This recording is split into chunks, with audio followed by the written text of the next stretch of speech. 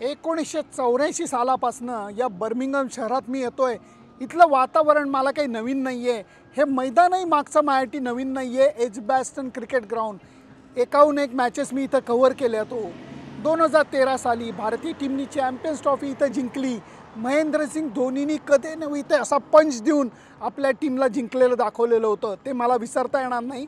आज थोडासा बदल असा आहे की एक तर माझ्या गळ्यात मंगळसूत्र नाही आहे. मंगळसूत्र म्हणजे काय तर पत्रकार म्हणून जे ॲक्रिडिटेशन असतं त्याला मी गमतीने मंगळसूत्र म्हणतो. हा रस्ता भरलेला नाही आहे, शांती आहे. 1-1.5 तास आम्ही अगोदर आलेलो आहोत, पण इथं काही क्रिकेटचा अजून तरी माहोल नाही आहे. मॅच कुठली आहे?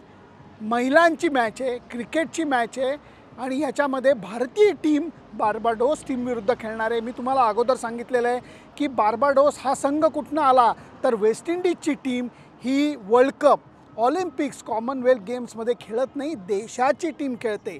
त्यामुळे एकेका आयलंडला जे ते वेगवेगळे देश आहेत त्यांचा पासपोर्ट वेगळा आहे, त्यांचा पंतप्रधान वेगळा आहे आणि त्यांचा देशाचं प्रतिनिधित्व वेगळं आहे. अशांना संधी मिळते.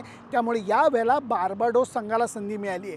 कागदावरती भारतीय टीमचं पारडं खूपच जड आहे हो, कारण त्या मानाने बार्बाडोसचा संघ कच्चा आहे.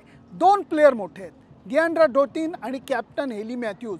यांच्या बॅटमधनं काही फटाके निघाले, मोठा स्कोअर त्यांनी केला तर थोडंसं दडपण भारतीय संघावरती येईल. नाहीतर भारतीय संघाच्या दृष्टीने हा सामना माझ्या मते एवढा कठीण जाणार नाही. शेफाली वर्मा, स्मृती मंदाना, हरमनप्रीत कौर, यास्तिका भाटिया तुफान फॉर्ममध्ये आहेत. आणि आता अजून एका मुलीचं नाव घेतलं जात आहे, रेणुका सिंग. ऑस्ट्रेलियन टीमची दाणादाण या पोरीने उडवली होती. 4 ओव्हरमध्ये 4 विकेट काढलेल्या होत्या ऑस्ट्रेलियाविरुद्ध. थोड्याशा रन्स कमी पडल्या, नाही तर ऑस्ट्रेलियालासुद्धा आपण हरवलं असतं.